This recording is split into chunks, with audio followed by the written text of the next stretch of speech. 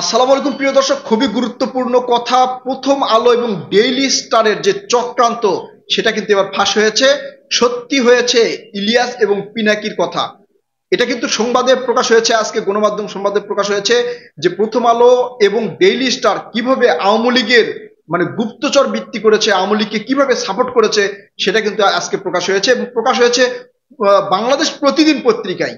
একবারে ধুয়ে দিয়েছে প্রথম আলোকে। প্রথম আলো কি কি করেছে, কিভাবে কি করেছে, তারেক রহমান এবং খালেদা জিয়াকে কিভাবে ফাঁসিয়েছে প্রথম আলো, সেই এবং ডেইলি স্টার, সেটা কিন্তু আজকে বাংলাদেশ প্রতিদিনে একবারে স্পষ্ট করে তুলে ধরেছে। এই যে সাংবাদিক ইলিয়াস এবং পিনাকি ভট্টাচার্য প্রথম আলো ডেইলি স্টার সম্পর্কে অনেকদিন আগে থেকেই কিন্তু বলছিল যে এরা কিন্তু এই ভারতের এজেন্ট, অর্থাৎ ভারতের রয়ের এজেন্ট, ভারতের দালালি করে এবং বিএনপির সবচেয়ে বড় ক্ষতি করেছে এই প্রথম আলো। আর আওয়ামী লীগ সরকারকে দীর্ঘ সময় একের পর এক বিভিন্ন নির্বাচনে সহযোগিতা করেছে কিন্তু প্রথম আলো।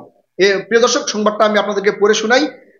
খালেদা ও তারেককে ফাঁসিয়েছে প্রথম আলো শিরোনামে বাংলাদেশ প্রতিদিন একটা প্রতিবেদন প্রকাশ করেছে। প্রতিবেদন প্রকাশে বলা হয়েছে, বহুল আলোচিত 21শে আগস্ট গ্রেনেড হামলার সাবেক প্রধানমন্ত্রী খালেদা জিয়া ও বিএনপির ভারপ্রাপ্ত চেয়ারম্যান তারেক রহমানকে ফাঁসিয়েছে ট্রান্সক্রম গ্রুপের দুইটি দৈনিক, জাতীয় দৈনিক প্রথম আলো ও দ্য ডেইলি স্টার। নানা কল্পকাহিনী সাজিয়ে এই ঘটনায় পুনর্তদন্ত নিয়ে গেছে ষড়যন্ত্রকারীদের টার্গেটের দিকে। এই দুইটি পত্রিকায় ব্যবহার করে দেশি বিদেশি চক্র আদালতের মাধ্যমে তাদেরকে এজেন্টে বাস্তবায়ন করেছে। চিন্তা করেন, এই প্রথম আলো এবং ডেইলি স্টার দেশি বিদেশি ষড়যন্ত্রকারীকে কিন্তু আলাদাভাবে বাস্তবায়ন করার চেষ্টা করেছে। সাম্প্রতিক অপরাধ এবং রাজনৈতিক বিশ্লেষকের আলোচনায় উঠে এসেছে ভয়ঙ্কর সেই নীল নকশার তথ্য। অর্থাৎ যেই প্রথম আলো এবং ডেইলি স্টার যে ভয়ঙ্কর নীল নকশা তৈরি করেছিল, সেটা কিন্তু এখন আলোচনায় উঠে এসেছে। শুধু তাই নয়, তদন্ত কোন দিকে নিতে হবে সেই পথও বাতলে দিয়েছিলেন প্রথম আলোর সম্পাদক মতিউর রহমান। এই মতিউর রহমানকে নিয়ে কিন্তু নানা আলোচনা সমালোচনা আছে, যেটা দীর্ঘদিন ধরে আমাদের প্রিয় সাংবাদিক ইলিয়াস হোসাইন এবং পিনাকি ভট্টাচার্য কিন্তু এগুলো বলেছে।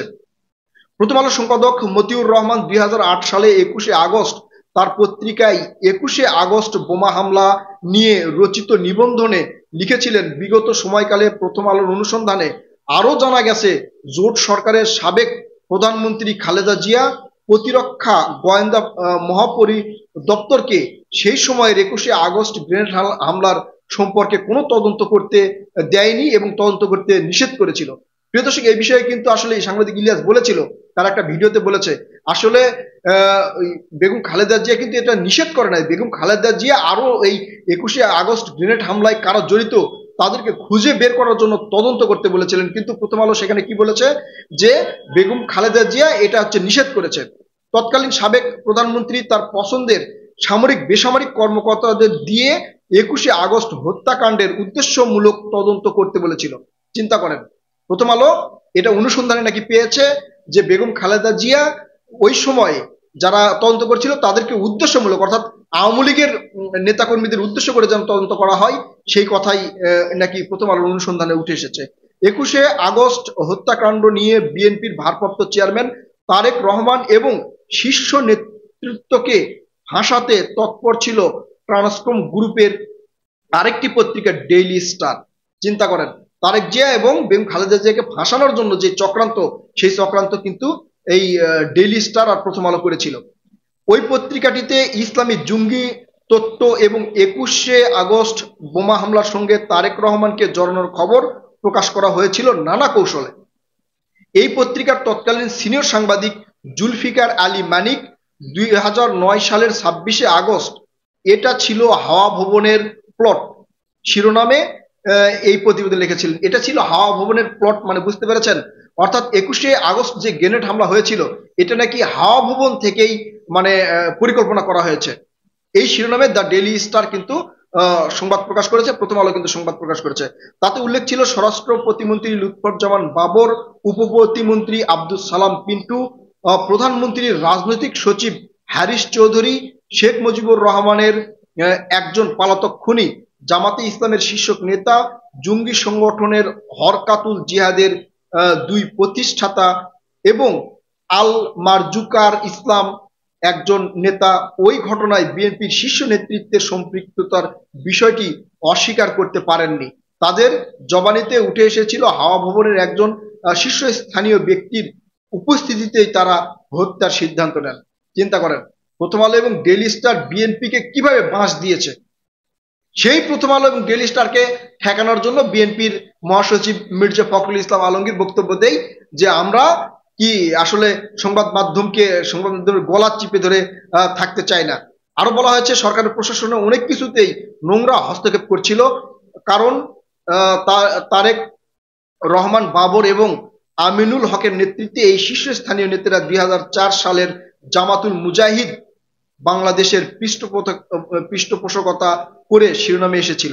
চিন্তা করেন, অর্থাৎ তারেক রহমান এবং জামাতের শীর্ষ নেতারা এই জঙ্গি সংগঠনের হচ্ছে পৃষ্ঠপোষক। এইভাবেই কিন্তু প্রথম আলো বিএনপিকে জামাতকে মানে জঙ্গি হিসাবে তুলে ধরার চেষ্টা করেছিল। গ্রেনেড হামলায় বিএনপির চেয়ারপারসন বেগম খালেদা জিয়া ও ভারপ্রাপ্ত চেয়ারম্যান তারেক রহমানকে ফাঁসানোর সব পরামর্শ এই দুইটি পত্রিকা হাসিনা সরকারকে দিয়েছিল। চিন্তা করেন, অর্থাৎ প্রথম আলো এবং ডেইলি স্টারের সম্পাদক যারা ছিলেন, যারা কর্মকর্তা ছিলেন, তারা শেখ হাসিনাকে পরামর্শ দিয়েছিলেন যে তারেক রহমান এবং বিএনপির চেয়ারপারসন বেগম খালেদা জিয়াকে এইভাবে ফাঁসানো হবে। মানে কিভাবে ফাঁসানো হবে পুরো পরিকল্পনা কিন্তু এই প্রথম আলো এবং ডেইলি স্টার দিয়েছিল। এবং সেইটা ওই সাংবাদিক ইলিয়াস এবং পিনাকি ভট্টাচার্য তাদের ভিডিওতে স্পষ্ট করে বলেছে। তখন আমরা গুরুত্ব দেই নাই, কারণ তারা হচ্ছে ইউটিউবার, ইউটিউবে কথা বলে। এখন কিন্তু বাংলাদেশ প্রতিদিনে সেটা শিরোনাম করেছে। চিন্তা করেন প্রিয় দর্শক, তারপর কি বলছে, সে কারণে আওয়ামী লীগ ক্ষমতায় আসার পর এই মামলার তদন্ত নানাভাবে প্রভাবিত হয়। এই মামলার তদারক কর্মকর্তা আব্দুল কাহাব আকন্দের সঙ্গে এই দুইটি পত্রিকার সংশ্লিষ্ট রিপোর্টারদের দফায় দফায় বৈঠক হওয়ার তথ্য জানা যায়। প্রিয় দর্শক চিন্তা করেন, অর্থাৎ 21 আগস্ট যে গ্রেনেড হামলা হয়েছিল, সেই গ্রেনেড হামলা যে তদন্ত, সেই তদন্তের জন্য প্রথম আলো এবং ডেইলি স্টারের কর্মকর্তারা তদন্তকারী অফিসারের সাথে প্রতিনিয়ত মানে দফায় দফায় মানে কি প্রতিনিয়ত তারা মিটিং করেছে যে কিভাবে বেগম খালেদা জিয়া এবং তারেক রহমানকে এর মধ্যে সম্পৃক্ত করা যায় এবং জামাত নেতাকে এভাবে এর সাথে কিভাবে সম্পৃক্ত করা যায়, তারা কিভাবে মানে এই দুই দলকে আসলে জঙ্গি সংগঠনের সাথে সম্পৃক্ত আছে এটা কিভাবে করা যায়। মানে নানা ধরনের প্রক্রিয়া কিন্তু এই ডেইলি স্টার এবং প্রথম আলো করেছিল। প্রিয় দর্শক, সেই প্রথম আলো এবং ডেইলি স্টারকে বাঁচানোর জন্য বর্তমান সরকার সেখানে সেনাবাহিনী সহ যৌথ বাহিনী কিন্তু মোতায়েন করেছে, সেটা আপনারা দেখেছেন। চিন্তা করেন, যেই প্রথম আলো এবং ডেইলি স্টার বিএনপিকে বাঁশ দিয়ে বিএনপিকে জঙ্গি বানানোর চেষ্টা করলো, 21 গ্রেনেড হামলার আসামি হিসেবে বেগম খালেদা জিয়া এবং তারেক রহমানকেও ছাড় দিল না। আওয়ামী লীগকে বিভিন্ন ধরনের পরামর্শ দিলে কিভাবে কি করা যায়, দেশি বিদেশি গণমাধ্যমে কিভাবে এটা প্রচার করা যায়, যেটা এই প্রথম আলো এবং ডেইলি স্টার যে কাজগুলো করেছে, সেই প্রথম আলোকে বাঁচানোর জন্য, সেই ডেইলি স্টারকে বাঁচানোর জন্য মির্জা ফখরুল ইসলাম আলমগীর কি বললেন যে আমরা গণমাধ্যমের স্বাধীনতা চাই, কোনো গণমাধ্যমকে উচ্ছেদ করতে চাই না। সাবাস, আপনি গণমাধ্যমকে উচ্ছেদ করতে চান না, তাহলে সময় টেলিভিশন এবং 21 টেলিভিশনে বিএনপি নেতাকর্মীদের টকশো বন্ধ করে দিয়েছিলেন কেন? তখন কেন বন্ধ করে দিয়েছিলেন আর এখন কেন যাচ্ছেন? যাক প্রিয় দর্শক, নানা কৌশল কিন্তু এই প্রথম আলো এবং ডেইলি স্টার করেছে। আসলে এখন আস্তে আস্তে সবই প্রকাশ হবে ইনশাল্লাহ, সেই প্রত্যাশায় আছি। প্রিয় দর্শক, এই বিষয়ে আপনাদের মূল্যবান মতামত অবশ্যই কমেন্ট করে জানাবেন। এই ক্ষেত্রে আমরা অবশ্যই পিনাকি ভট্টাচার্য এবং সাংবাদিক ইলিয়াসকে ধন্যবাদ জানাই, কারণ তারা আগে থেকেই এই পরিকল্পনা, ডেইলি স্টার এবং প্রথম আলোর পরিকল্পনা কিন্তু বুঝতে পেরেছিলেন এবং তারা আগে থেকে কিন্তু এই কথাগুলো বলছিলেন।